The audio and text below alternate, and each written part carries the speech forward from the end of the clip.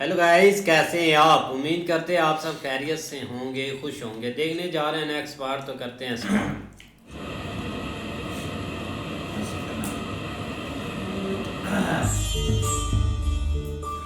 लाओ जी। सलाम वालेकुम।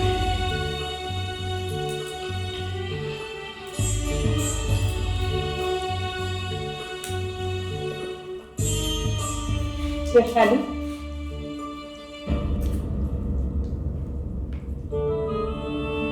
अब क्या? तुम चिंता मत करो। यदि मैं इंद्रप्रस्थ नहीं जा सकती तो कोई बात नहीं। मैं महारानी से विनती कर तुम्हारी स्वतंत्रता अवश्य मान्य करा लूंगी। आप बेफिक्र रहो।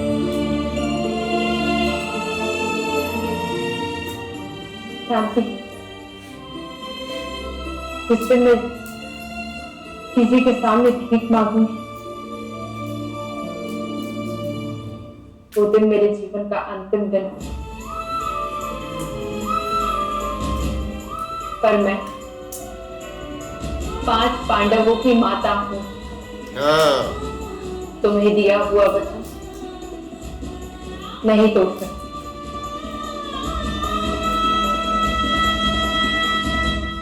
राजमाता की जय हो। अंग राजकर्ण प्रवेश की अनुमति मांग रहे हैं। ओ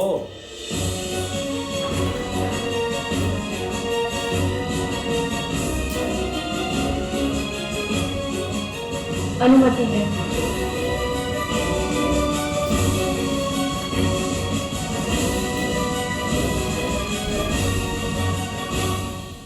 लाओ बड़ी बात राजमा।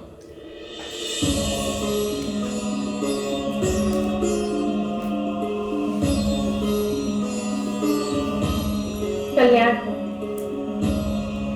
मैंने वैशाली की स्वतंत्रता मान्य करवा दी। लाओ जी। चलो वैशाली, मैं तुम्हें इंद्रप्रस्थ की सीमा तक सुरक्षित पहुंचा दूं।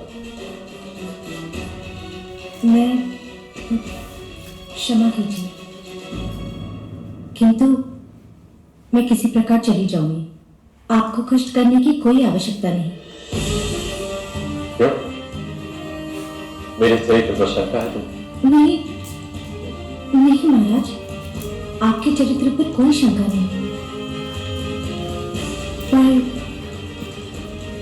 क्षमा कीजिए। राज परिवार ने एक बार प्रवास कर लिया। महाराज, कमल पाने के लिए हाथी आता है तो वो कमल को नहीं कुचलता, पत्तों और डंडियों को कुचलता है। जब आपत्ति आती है बातें सही सुना रहे हैं। तो भोगना तो प्रजा को ही पड़ता है ना।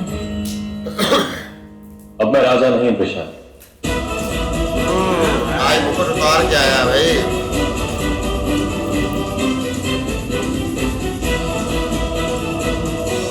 सत्ता का त्याग कर दिया है।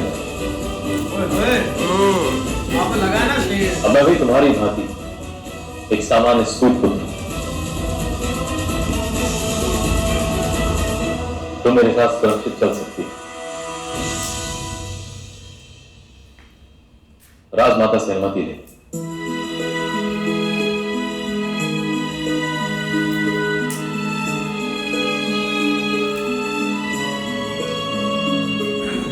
जाओ वैशाली।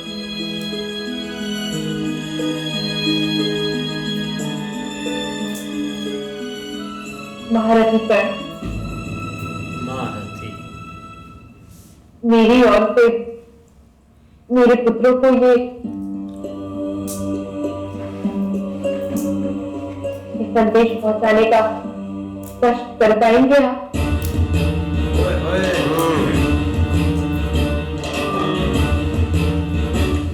लिखित संदेश राजमा, अवश्य आपको मुझ पर विश्वास नहीं। मेरी माता ने मेरा त्याग किया, मैंने त्याग नहीं किया उनका। जन्म से प्राप्त धर्म और संस्कार को भूला नहीं हूं।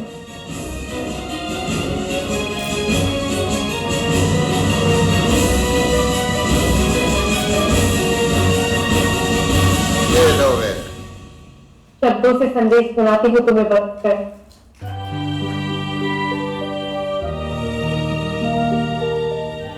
मेरे पुत्रों से जाकर कहना, तो विचार करके संदेश सुनाइएगा राजा। मित्रता का त्याग नहीं किया है मैंने। मित्र के प्रति समर्पण मेरे संस्कार का भाग है।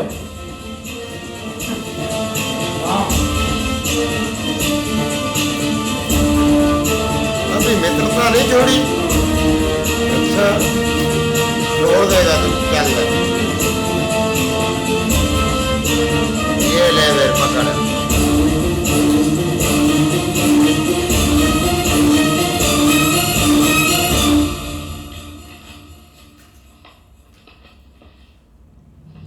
लो जी, ये ले मेरे।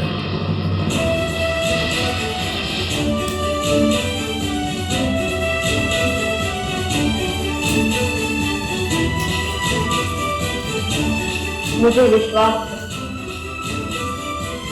तुम जो भी करो धर्म की दृष्टि से जो भी उचित होगा वही करो। हाँ मेरे पुत्रों से जाकर कहना कि राज्य वही होता है जो स्वतंत्र हो। रत्न पत्थर से निकलेगा तभी चमकेगा।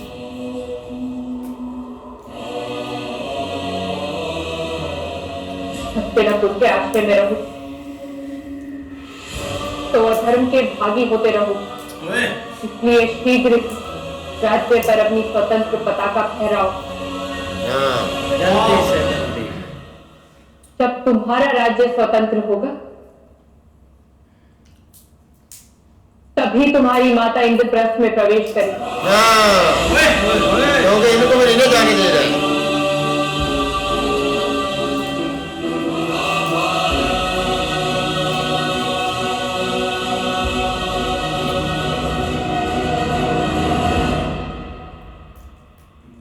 जाके दिया जी।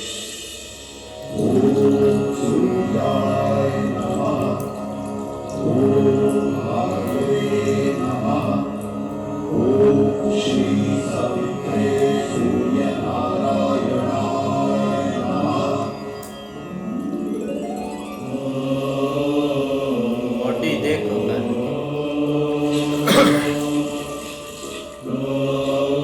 कोई ब्राह्मण यात्री या कोई भी याचक जिन्हें धन की आवश्यकता हो उनसे ये धीरज पुत्र कर्ण विनती करता है कि कृपा करके मेरे हाथों दान स्वीकार करके मुझे कृतार्थ करें। नहीं करे।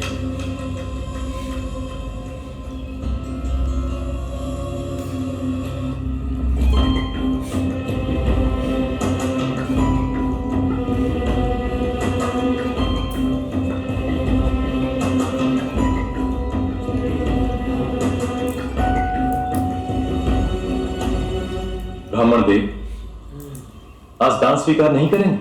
हम तुम्हारे हाथों से दान नहीं ले सकते राधे। सूत के हाथों से दान लेना निषिद्ध है। फिर वही बात आ गई ना सामने।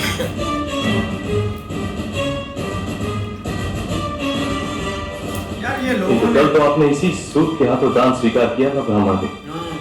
कल तुम एक राजा थे राधे। समर्थ और असमर्थ के सभी दोषों का नाश हो जाता है। देखने में तो शेर और बिल्ली एक जैसे होते हैं पर हम इन दोनों से भिन्न भिन्न व्यवहार करते हैं। अर्थात आपको भय लगता था मुझसे। हाँ यदि राजा आप जी मेरे का- हाथों दान स्वीकार नहीं करेंगे तो मैं दंड दूंगा। हाँ जी। इस भय से दान स्वीकार करते थे आप। जो समझो, पर अब ये अधर्म क्यों करवा रहे हैं? हम आपके हाथ का दिया हुआ दान नहीं ले सकते। मैंने केवल राज्य का त्याग किया है, शस्त्र का त्याग नहीं किया है।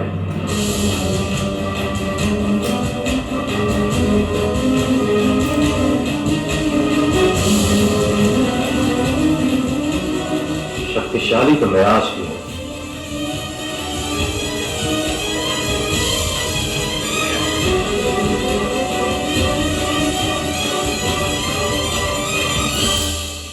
मैं आपका दान स्वीकार करता हूं महारथी। मौलवी जल्दी मान जाते हैं, इनको कल्याण बहुत से बहुत डर लगता है।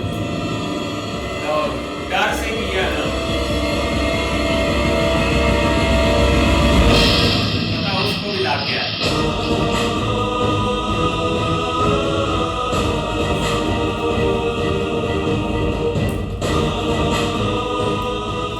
पके हुए घड़े का जल पीने योग्य होता है, कच्चा घड़ा तो गंगा जल को भी पीने योग्य नहीं रहने देता। उसी प्रकार शस्त्र की नोक पर मिलने वाला आशीर्वाद व्यर्थ है।